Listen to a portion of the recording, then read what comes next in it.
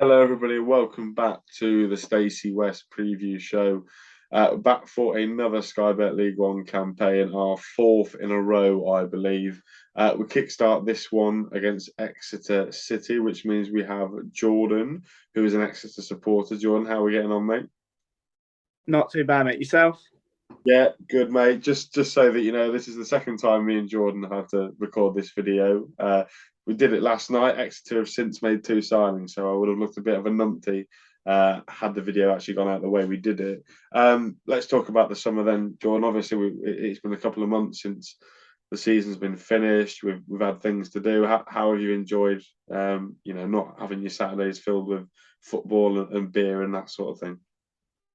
Uh, well, I wouldn't class it as enjoy. I much prefer my Saturdays with the football and the drink, but it's certainly been nice to have a bit of a longer summer without having to go through the playoffs this year, and also without having to go through the heartbreak of losing them every year. So it's been quite a nice break in that regard to just sort of enjoy it. But yeah, at the same time, sort of itching for it to be back, really, especially with the World Cup being moved, no football throughout the summer. Just looking forward to getting back into the swing of things, really. And what a season you guys had last year, obviously coming second in Sky Bet League One. Probably, you would have said you could have won the league title had you not slipped up on the final day. Um, are you disappointed you didn't win the title, but then you went, oh, we got promoted anyway, so who actually cares? Yeah, I think that disappointment lasted for about 10, 15 minutes. Of course, like we all would have loved to win the title, and I think we probably should have, especially with a home game, final game of the season. We didn't quite turn up for it, but I think before the season, we just wanted to get it done. We wanted to go up, and we can't really have any complaints about that. We've had a really good season, and it's been a long time since we were in League One now, 10 years. So yeah, for the most part, it was just we're back up. That's all that matters, really. Any highlights of last year in particular? Anything you're excited about playing in League One apart from the obvious trip to Home Park in a couple of months' time?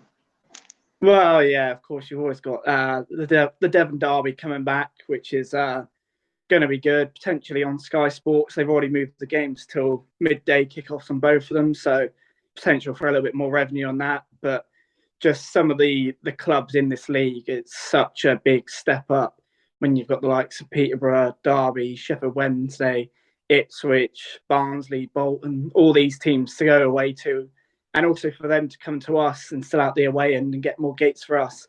It's looking to be a really exciting season ahead. Yeah, I think you missed Lincoln on that list as well, Jordan. I won't penalise you for it. Pre-season, then obviously, I sort of have a bit of an insight into your pre-season because we spoke about it at length last night. You said it was a bit of a normal pre-season for Exeter in terms of you played the same sides almost every year. Has there been anything that's differed this time around? Perhaps someone that's impressed you in pre-season that you think might get a chance in League One? Well, yeah. So first, we'll touch on preseason. Yeah, it's like I say, it's been a very bog standard, run of the mill preseason. Play all the same teams. A little bit different in the fact that we've not had any new players come through until the last like 2, 3 hours.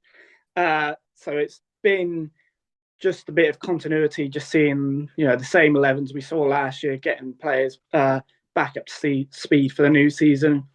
Player I'm quite excited to see going forward this year is Josh Coley, who's a very attacking, very dynamic player who we brought from Maidenhead in the National League in the last summer transfer window.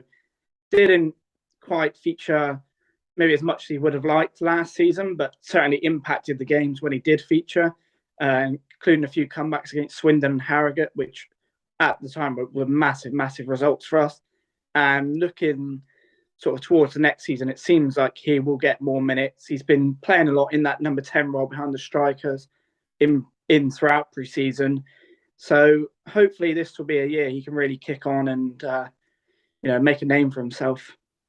And just in terms of the manager, then obviously Matty Taylor in charge at St James's Park, a manager that Lincoln were meant to be having a sniff around when I think it was Danny Cowley left the football club and went to Huddersfield.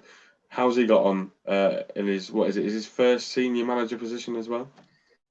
Yeah, so he's well known at the club. He played for us quite a few years ago now, captained the side as well.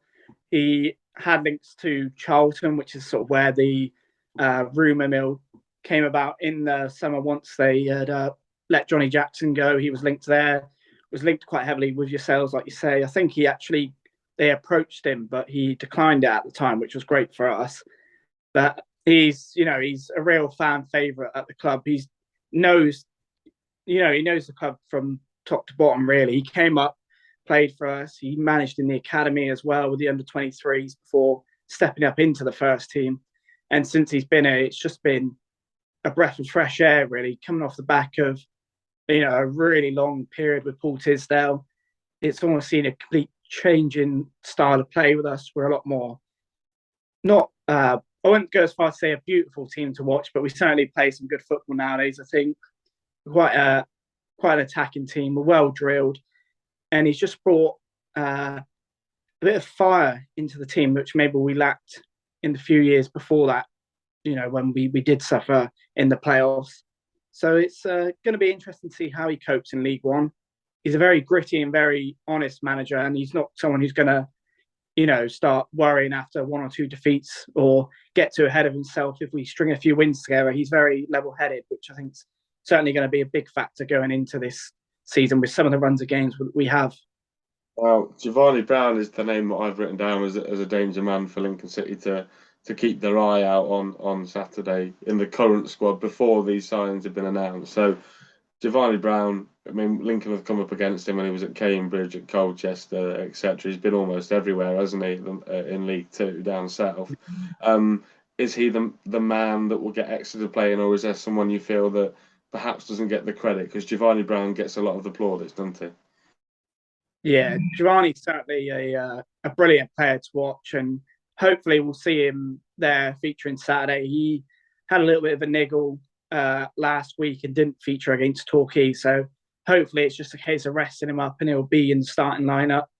Uh, I mean, there's a few players really that I can name here, but one that I definitely would point out is Archie Collins. I think a player who goes under the radar a lot, maybe from a more neutral perspective. He just is a simple player, but in a good way. He just keeps the game moving. He does the basics really well. He keeps the ball ticking. He does the dirty work. He's a player that you won't notice much, but in a way that it's good. You don't want to, be seeing him chasing the ball all over the pitch and his man getting past him. You want him just to let the game run, really. Let's talk about the new lads. Then obviously you've only had a couple of hours to probably stick your teeth into their careers as such. But Jamal Blackman we'll touch on first because that's the one I know how to pronounce. A goalkeeper, come through at Chelsea. I think he's had a really good pedigree in terms of playing Championship football. Are we happy that Jamal Blackman's coming in the building? Because obviously 24 hours ago it looked like Alex Bass, and now it's Jamal Blackman. I feel like you might have been surprised when that deal got announced earlier today. Yeah, definitely came out of the blue. There's all these rumours swirling around that Alex Bass is going to be through the door. And then out of nowhere, Jamal Blackman signed on a 1 year deal.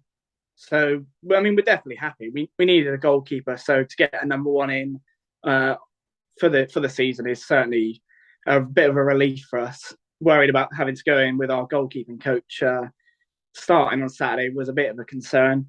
But he seems to be good. He's had mixed reviews, I'd say, from other fans. Like you say, he's played at a decent level. He also has played abroad in America and Sweden as well. So he'll bring something to the team, a bit of experience, I think. But I say the concerning bit for me is that he's 28 now, and he's only played just over about 100 competitive games, which is a bit of a concern maybe. So we'll see how it goes. I mean, the pathway's there for Harry Lee to come in next season as our number one, I believe. So a 1 year deal for Blackburn, I think makes sense for both parties. Typical that you would sign a goalkeeper before you put your 50-year-old whatever goalie coach started at Lincoln on Saturday. Yeah. Now, I need your help here. I need your help here, John. Who is the other guy you've signed? He's from Southampton. You said you're going to give it a go. So how are we going to pronounce it? I think it's Kegs Chalk. Okay, okay, and can you tell us a little bit more about him, perhaps? So he featured for us very, very briefly in pre-season. He was uh, listed as a trialist against Truro and Yeovil. He played about an hour in one game, about 30 minutes in the other, I believe. Got himself a goal against Truro. We were initially told that it was just a case of he was coming down, he was going to get some experience, and he was going back to Southampton, and that was it. Obviously, in the last 24 hours, that's now progressed into a 1 year loan deal, which is brilliant for us. We definitely needed some cover in the midfield. From what I've seen of him, he looks a very athletic player, very energetic player. You know, your typical box to box midfielder will get up and down the pitch, will win the ball back, he'll drive you forwards. And that's definitely, the kind of player that would fit into our team, really. I did note that he represented England at under 18 level, I believe, and then switched to represent South Africa and was actually listed in their preliminary squad for the 2020 Tokyo Olympics, but didn't make the final cut. So maybe one day we'll see him at a national level. And we're talking perhaps a little bit about League One now in terms of it probably looks on paper just as strong as it did last year. And I'm sure you'd have noticed, once you got promoted, that League One last year was basically two mini leagues. Are you just expecting and hoping that Exeter are strong enough to compete in that second mini league, but enough to stay ahead of four other teams, and that's all that matters? Yeah, I think you're spot on with the two mini leagues. There's definitely a big divide between those in the top half and those in the bottom half. I think we've got more than enough about us to stay up. Um, you know, there's a lot been said before about the fact that we hadn't signed players and maybe ignored the fact that whilst we haven't signed many players, we also haven't let anyone go. We're looking like Saturday, aside from the goalkeeper, you've got your starting 11, which probably would have featured throughout the majority of last season, which personally I see as a good thing. I don't think there's many of them which needed to be replaced. I think a lot of those players have the capability of stepping up to League One. And there's certainly, when you look at some of the teams that will be down there this season, there's definitely teams that are weaker than us, your likes of your Morecambes, I'd say your Burtons, your Cheltenhams, your Accringtons. So I think we've got more than enough to stay up. It's just a case of ensuring it's done before we get round towards the end of the season, because we've got a very horrible run in April. So if we're not safe by then, it could be a bit nervy towards the end. Yeah, that's a brave call. That's a brave call. Now, what we like to do is have a look at the last meetings between the last two teams. Obviously, you already know the look on your face what's coming. That 1-1 draw in our League Two winning campaign at Sincil Bank. I think Matt J put you ahead of a stunning free kick, sort of later, perhaps first half, onto it, and you thought maybe we're going to come away to the best team in the division and get something. You did get something, but not all 3 points, as John Akinde netted a 96th minute equaliser. You must have been gutted. Yeah, you made yesterday, and now I've got to relive it again today. Yeah, it wasn't the best feeling when he did score with seconds to go. Obviously, that season, you guys, league champions, definitely the best team in the league in my eyes. The first game we played at our place, you came and ran riot. So going away to you guys in that game, we certainly, would have taken a point before, and I think we more than deserved, probably even 3 points that day. But yeah, to throw it away at the end was a bit gutting. I think was a bit of a cheap goal to give. Watching it back the other day, just typical League Two long throw in, flicked on, and then Akinde manages to sneak it in at the near post.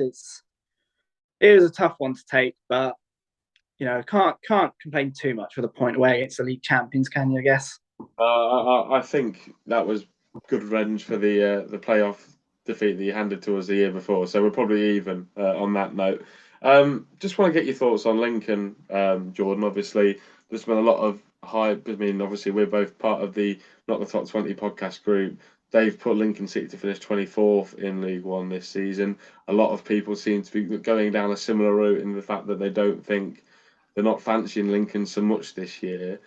What are your thoughts on Lincoln and perhaps the business, but perhaps as a club as well?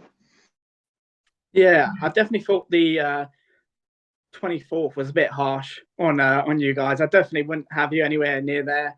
I think looking back on it yesterday, I had you guys 15th and us 16th. So maybe says a lot about where the two teams are at.